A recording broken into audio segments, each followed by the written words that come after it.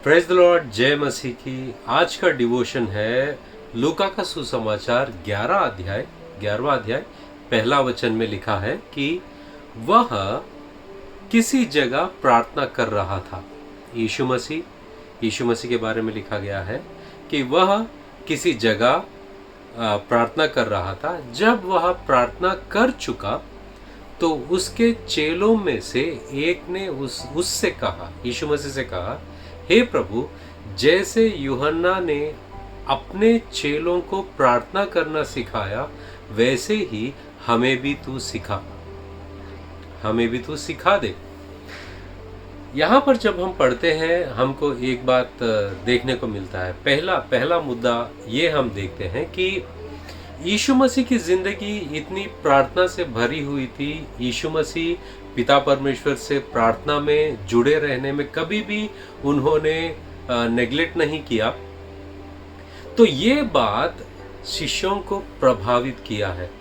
मतलब वो खुद आकर पूछते हैं यीशु मसीह से कि हमें भी बताओ कैसे हम परमेश्वर के साथ संगति बनाए रखेंगे। तो यहाँ पहला मुद्दा ये होता है कि क्या आप अपनी जिंदगी इस तरह जी रहे हो कि लोग जब देखे वो लोग तुम्हारी जिंदगी से प्रभावित हो जाए। क्या आपकी प्रार्थना की जिंदगी इस तरह है कि आपके बच्चे आपसे प्रभावित हुए हैं, या आपके पड़ोसी, आपके दोस्त जब आपकी जिंदगी देखते हैं कि आपकी जिंदगी से वो प्रभावित हो चुके हैं या हो रहे हैं। तो यहाँ पर पहली बात, यीशु मसीह खुद पिता परमेश्वर से संगति रखना इतना मायने रखते हैं और इतना जरूरी समझते हैं कि प्रार्थना के बगैर वो नहीं रहते। और यही बात शिष्यों को प्रोत्साहित किया है कि उनको भी यीशु मसीह की तरह रहना चाहिए। दूसरा मुद्दा हम लोग देखते हैं कि यीशु मसीह प्रार्थना को इतना अहमियत दिया है कि यहाँ दूसरा मुद्दा हमको दिखाई देता है कि एक अगुवा को किस तरह होना चाहिए।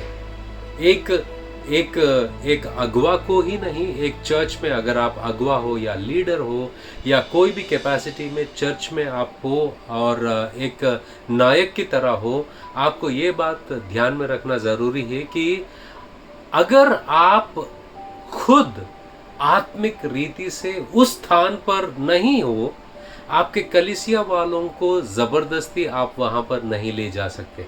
मतलब अगर आपके जिंदगी में खुद प्रार्थना नहीं है और आप लोगों को कह रहे हो कि आप प्रार्थना करो, आपके शब्दों में, आपके वचनों में, आपके उपदेशों में या प्रीचिंग में वो सामर्थ्य नहीं रहेगा, क्योंकि आप खुद नहीं कर रहे हो।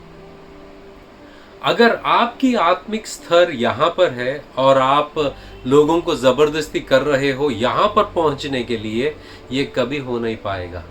कलीसिया उतना ही आत्मिकता में बढ़ेगा जो आप खुद उस स्थान में हो। और ये उम्मीद आप रखिए मत कि आप यहाँ पर रहकर कलीसिया को यहाँ पर ले जाएंगे, नहीं, कभी नहीं होगा। आप खुद एक ऐसा व्यक्ति बनो कि आप लोगों को प्रभावित करो, कि लोग आपके जिंदगी में वो बातों को देखेंगे जो आप दूसरों को सिखा रहे हो।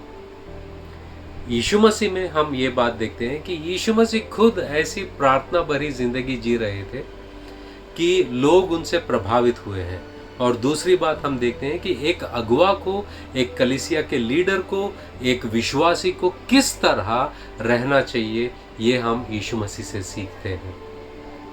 तो क्या तुम ऐसी जिंदगी जी रहे हो कि लोग आपके पास आकर पूछेंगे कि हमको भी तुम्हारी तरह रहना है, कैसे रह सकते हैं? तो मैं उम्मीद करता हूँ, आशा करता हूँ कि आप ऐसी जिंदगी जिए और ऐसी जिंदगी के लिए प्रार्थना कीजिए। परमेश्वर आपको बरकत दे और आशीष दे। God bless you.